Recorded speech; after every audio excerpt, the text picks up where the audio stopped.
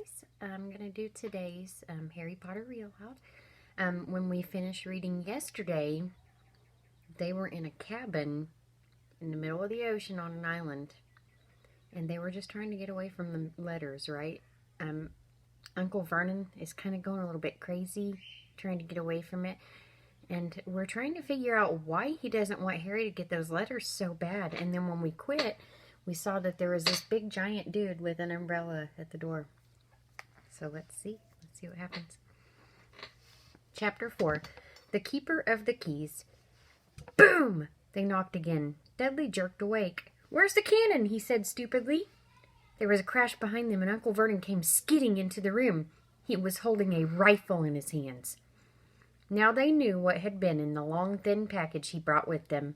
"Who's there?" he shouted. "I warn you, I'm armed." There was a pause, and then smash! The door was hit with such force that it was swung clean off its hinges and a deafening crash landed on the floor. A giant of a man was standing in the doorway. His face was almost completely hidden by long, shaggy mane of hair and wild, tangled beard, but you could make out his eyes glinting like black beetles under all that hair. The giant squeezed his way into the hut, stooping so low that his head just brushed the ceiling. He bent down, picked up the door, fitted it back into its frame, and the noise of the storm outside dropped a little. He turned to look at them all. "Couldn't make us a cup of tea, could you? It's not been an easy journey." He strode over the sofa where Dudley sat, frozen with fear.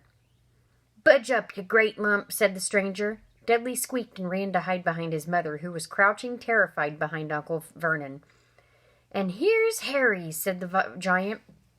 Harry looked up into the fierce, wild, shadowy face and saw that the beetle eyes were crinkled in a smile. "Last time I saw you, you was only a baby," said the giant. "You look a lot like your dad, but you've got your mum's eyes." Uncle Vernon made a funny, rasping noise.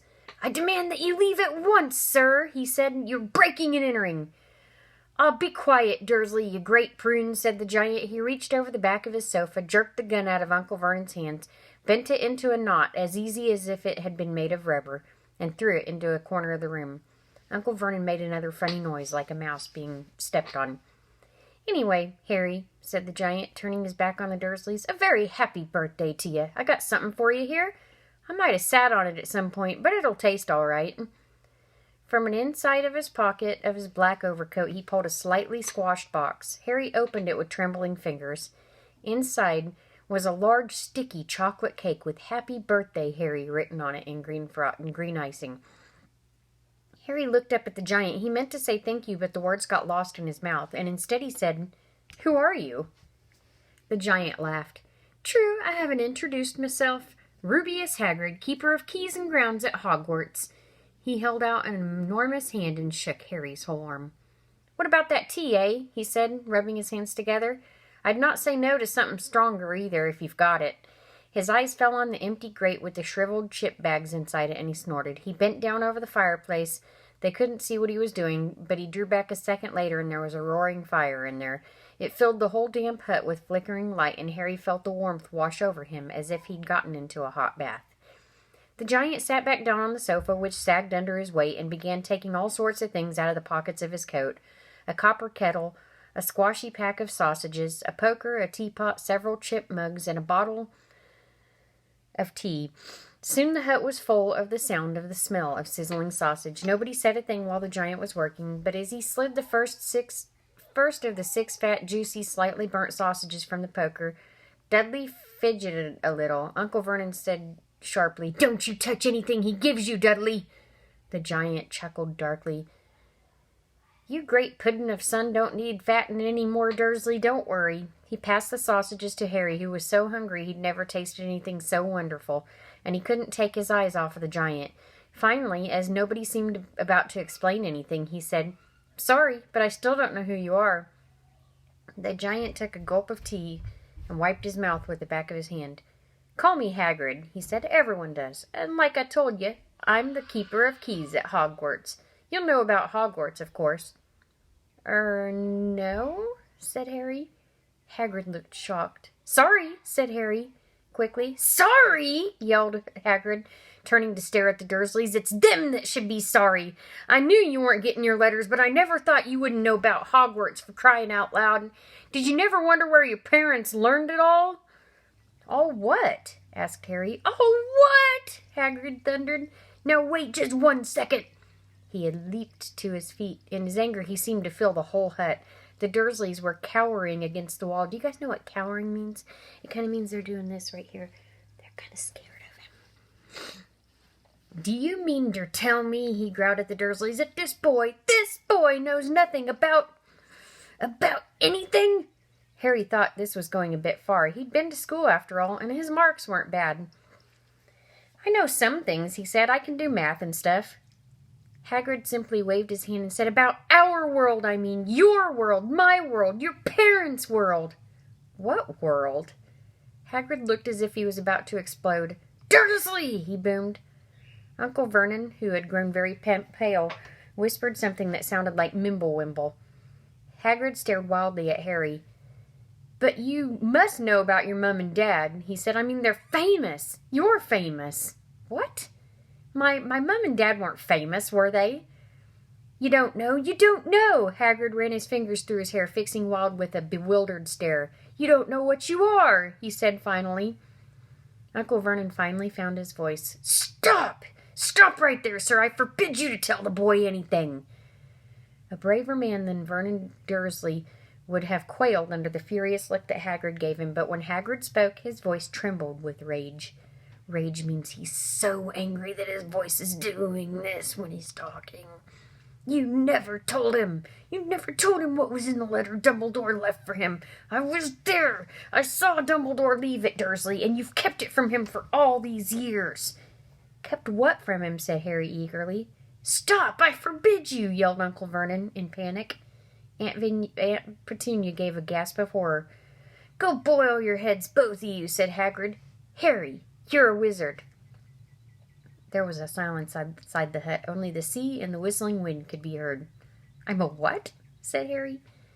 "A wizard, of course," said Hagrid, sitting down on the sofa, which groaned and sank even lower. "And a thumping good one, I'd say, once you've been trained up a bit. With a mum and dad like yours, what else would you be? And I reckon it's about time you read your letter." Harry stretched out his hand to take the yellowish envelope, addressed in emerald green to Mr. H. Potter, the floor, hut of the rock, the sea. See, they know exactly where he's been the whole time, don't they?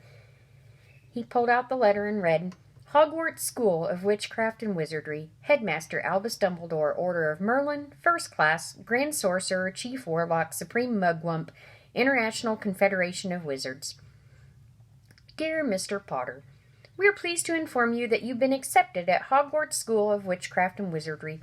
Please find the enclosed list of all necessary books and equipment. Term begins on September 1st. We await your owl by no later than July 31st. Yours sincerely, Minerva McGonagall, Deputy Headmistress." My goodness, Miss Hall can't talk.